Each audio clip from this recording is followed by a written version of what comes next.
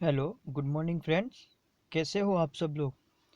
और कोरोना जैसी ऐसी पेंडेमिक सिचुएशन में आप लोगों की हेल्थ कैसी है? आपके फैमिली की हेल्थ कैसी है?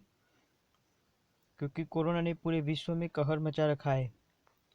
और जी हाँ दोस्तों, और आज का हमारा टॉपिक भी कोरोना वायरस के ऊपर ही है, इसलिए सब पूछ रहा हूँ।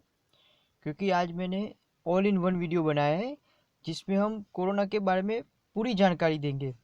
जैसे कि कोरोना वायरस क्या है, उसकी संरचना मतलब स्ट्रक्चर क्या है, उसके लक्षण क्या रहते हैं, सिम्टॉम्स, बाद में वो फैलता कैसे है, उसका निदान कैसा किया जाए, बाद में उससे बचे कैसे जा सकता है, और लास्ट में उसका इलाज क्या है।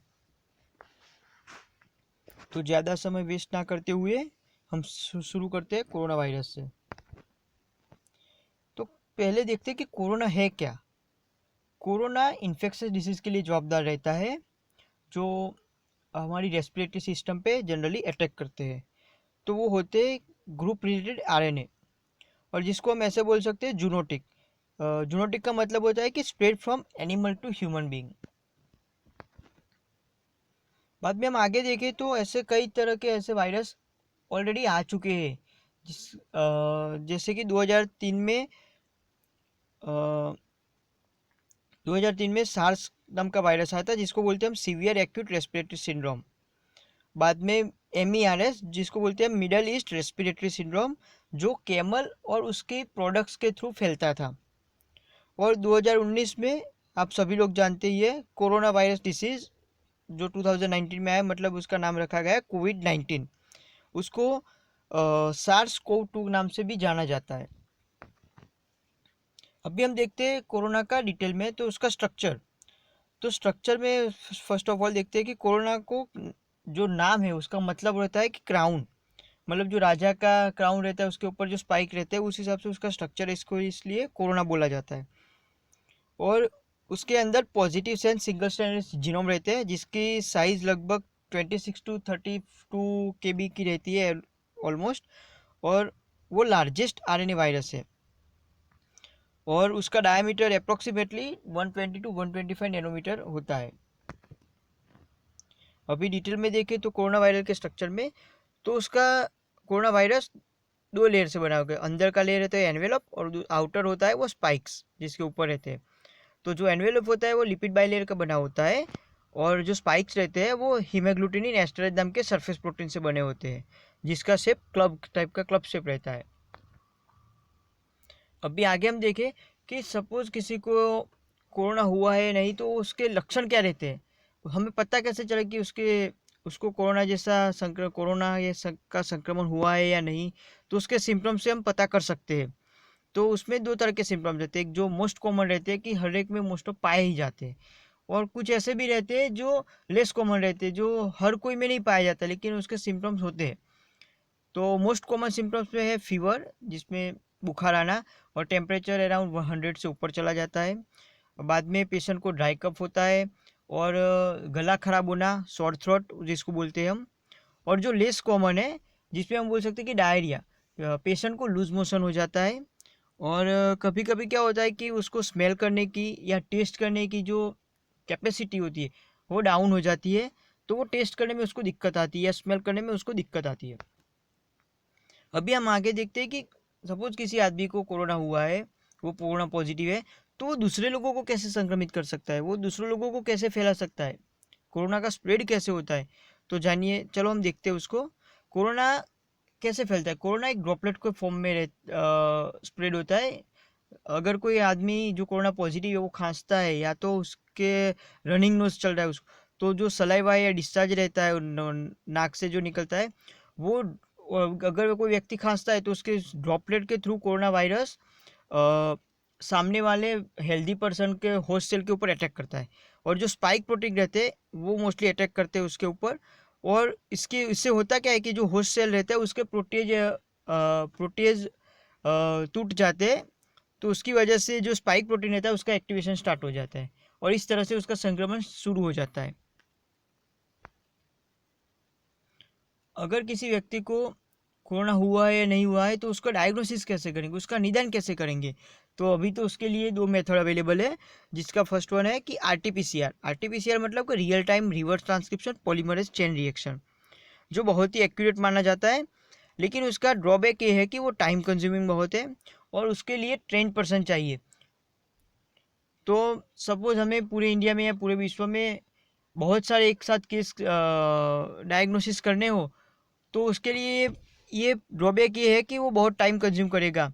इसकी वजह से हम ज़्यादातर टेस्टिंग एक ही दिन में या पूरे टाइम टाइम फ्रेम में करना हो ज़्यादातर टेस्टिंग, तो हम नहीं कर पा रहे। तो उसका अल्टरनेटिव ऑप्शन एक है कि रैपिड टेस्ट।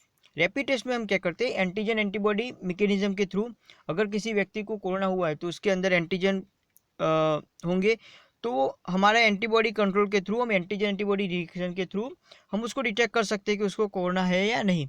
और उसमें एंटीजन जनरली आईजीएम और आईजीजी का टेस्टिंग किया जाता है।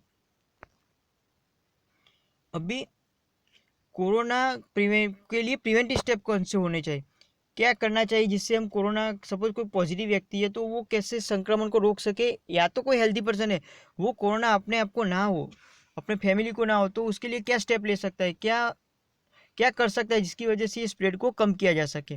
तो उसमें पहला है कि सोशल डिस्टेंसिंग, जो one of the best step है। उसमें करना है कि कोई भी व्यक्ति से हम 1 मीटर की दूरी बनाए रखेंगे, जिसकी वजह से क्या है कि जो ड्रॉपलेट के थ्रू फैलता है वो हमारे पर अटैक ना कर सके। और हर एक व्यक्ति को इसका ध्यान रखना चाहिए, जिसकी वजह से कोरोना का संक्रमण रोका जा सके। बाद में हमारे हाथों को साबुन से मिनिमम 20 सेकंड तक धोना चाहिए। होता क्या है कि हम जब साबुन से मिनिमम 20 सेकंड तक हाथ धोते हैं, तो जो साबुन और जो ड्रॉपलेट रहते हैं उसके ऊपर, सपोज हमें इन्फेक्शन का, सपोज हाथ पे ऊपर कुछ संक्रमण हुआ हो या कुछ लगा हो हाथ पे, तो उसका जो लिपिड बाइलेयर होता है उसके ऊपर वो हमारा सोप मिसल फॉर्मेशन करता है और जो बाइलेयर उसको रप्चर कर देता है, मतलब कि कोरोना को तोड़ देता है। तो हम कोरोना को इस तरह से किल कर सकते हैं। बाद में तीसरा ऑप्शन है कि सैनिटाइजर। हम अल्कोहल बेस्ड या जेल बेस्ड सैनिटाइजर का यूज़ करके उसके एंटीसेप्टिक मैकेनिज्म की वजह से उस कोरोना को मार सकते हैं और हम कोरोना से बच सकते हैं। बाद में हमारे मुंह को, नाक को ढकना चाहिए, इसलिए हम इसका मास्क का यूज़ कर सकते हैं, जिसकी वजह से हम कोरोना के संक्रमण को रोक सके। बाद में जो एनिमल रहते हैं उससे हम डायरेक्ट कांटेक्ट नहीं करना चाहिए, क्योंकि एनिमल के थ्रू फैलने का चांसेस बहुत ज़्यादा है, उसको जूनोटिक भी बोल सकते हैं आप। और sea foods and meat products को हमें अवॉइड करना चाहिए पॉसिबल हो तो। और लास्ट में हम देखेंगे कि अगर आपको लगता है कि आप कोरोना संक्रमित है, आपको कुछ ऐसे सिम्टम्स दिख रहे हैं कि बुखार है, गला खराब है, थकान सी महसूस हो रही है, तो आप अपने घर पे ही रहे, ताकि आप दूसरों को फैला ना सके और कोरोना का संक्रमण को रोक सके। अभी लास्ट में हम देखेंगे कि ट्रीटमेंट, अगर किसी भी व्यक्ति को कोरोना हो भी गया है तो उसको हम कैसे बचा सके, इसको हम क्या ट्रीटमेंट दें। तो अभी ऐसा है कि अभी कोई स्टैंडर्ड ट्रीटमेंट और ड्रग अवेलेबल नहीं है पूरे विश्व में, उसके ऊपर रिसर्च वर्क चालू ही है। तो अभी क्या हो रहा है कि सिम्टोमेटिक रिलीफ के लिए दवाई दी जाती है, जिसमें पेशेंट को सिम्टम से ओवरकम हो सके और और उसको सपोर्टिव ट्रीटमेंट भी दी जाती है। अभी कोई भी वैक्सीन और एंटीवायरल ड्रग मार्केट में अवेलेबल नहीं है, उसके ऊपर रिसर्च चालू है। और हम प्लस पॉइंट हमारा ये है कि हम इम्यून सिस्टम को बूस्ट कर सकते हैं। हम इम्यून सिस्टम को बूस्ट करेंगे तो ऑटोमेटिकली वो कोरोना को मार सकेगी हमारी इम्यून सिस्टम। तो इसके लिए विटामिन सी सप्लीमेंटेशन बहुत काम करता है। विटामिन सी सप्लीमेंटेशन के थ्रू हमारा इम्यून सिस्टम बहुत मजबूत होता है और वही इम्यून सिस्टम कोरोना के ऊपर अटैक करके हमको कोरोना से मुक्त कर सकता है। बाद में अभी एक रिसर्च वर्क ऐसा भी चल रहा है, ब्लड प्लाज्मा थेरापी, जिसमें अभी अभी केरला में भी हुआ था उसके ऊपर टेस्टिंग, और दिल्ली में भी हुआ है। कोरोना के लिए ब्लड प्लाज्मा ट्रांसमिशन थेरापी है, जिस ब्लड प्लाज्मा थेरापी है, जिसमें हम बोल सकते हैं कि जो भी व्यक्ति को कोरोना हुआ था और वो स्वस्थ हो गया अभी, मतलब कि उसके अंदर एंटीबॉडी जनरेट हुए होंगे, जो एंटीबॉडी के थ्रू उसने कोरोना को हराया, कोरोना को मार सका। तो वही एंटीबॉडी थ्रू हमारे ब्लड में से प्लाज्मा के थ्रू हम एंटीबॉडी रिच प्लाज्मा को सेपरेट करेंगे और वही प्लाज्मा हम किसी कोरोना पेशेंट के अंदर इन्फ्यूज़ करेंगे। तो होता क्या है कि वो एंटीबॉडी ऑटोमेटिकली बॉडी के अंदर, वो पेशेंट के अंदर भी जनरेट होना स्टार्ट हो जाएंगे और हम उस तरह से हम कोरोना को हरा सकते हैं। अभी लास्ट में मैं ऐसा ही बोलूँगा कि stay home and stay safe, क्योंकि घर पे रहेंगे तो कोरोना को स्प्रेड होने के चांसेस बहुत बहुत कम हो जाते हैं। Thank you very much. आपको मेरा वीडियो कैसा लगा उसके ऊपर कमेंट ज़रूर करिएगा, और कुछ सजेशन हो तो वो भी दीजिएगा। और मेरी channel info in the depth को सब्सक्राइब करिए, जिसकी तरह से आपको और ऐसे अच्छे सारे वीडियो मिलते रहे। Thank you.